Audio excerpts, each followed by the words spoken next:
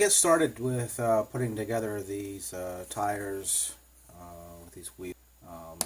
It's a three-piece wheel, pretty common design. Got the center ring goes inside the tire, and two clamping halves, which then apply force for the bead to lock into this between the center ring and the outer side. So we'll get started.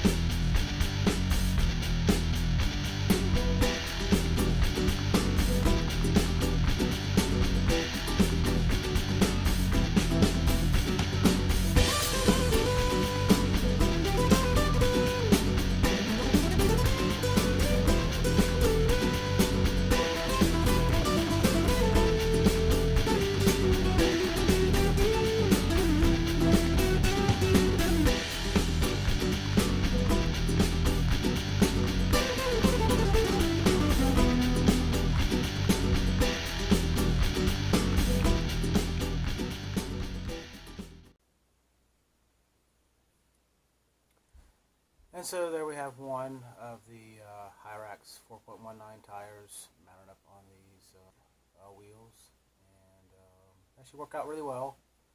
I think they're going to hold up nicely.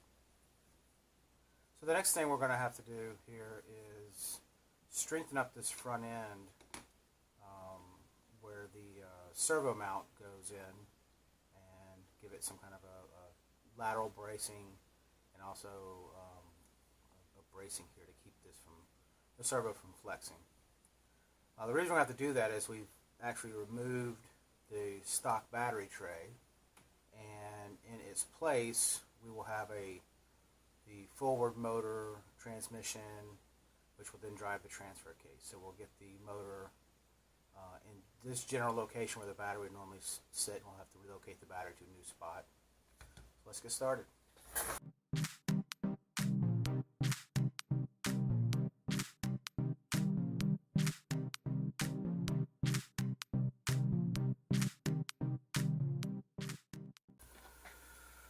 So after a few minutes of filing, you get this little channel cut in.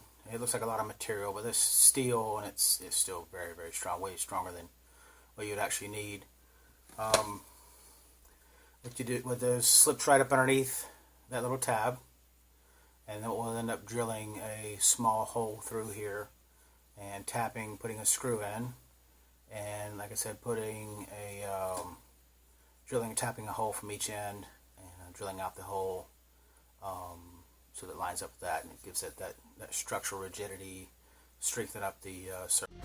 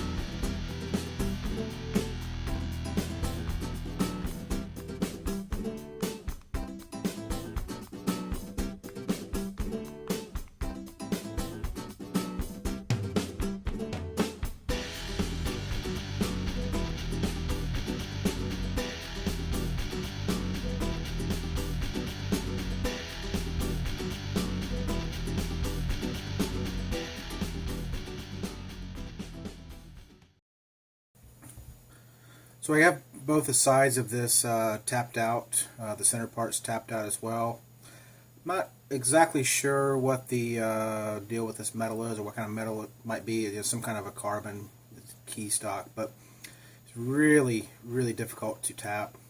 It's almost kind of gummy, really wants to grab the tap. I've broken several taps off in this material before, so it's just it will tap and it works fine and holds the threads great, but it just takes quite forever to get it done. But so that's complete, and like I said, slips up in between the rails and up underneath the tab. Allows you to mount this servo bracket firmly down to this bar, and then it gets you 2 screws on either side, which then will hold the rails together. The next thing we're going to look at is modifying this skid plate.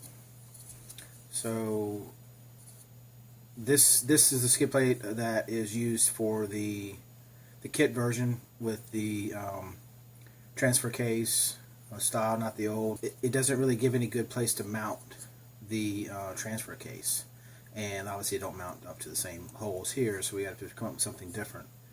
So what we'll do is to fill in both ends temporarily with hot glue, and then put a metal filled epoxy into all of these little chambers, and then before the epoxy dries, press a thin piece of stainless steel metal that will go across this hole, embed into the epoxy will embed into the plastic, and then once we're done we can drill holes wherever we like.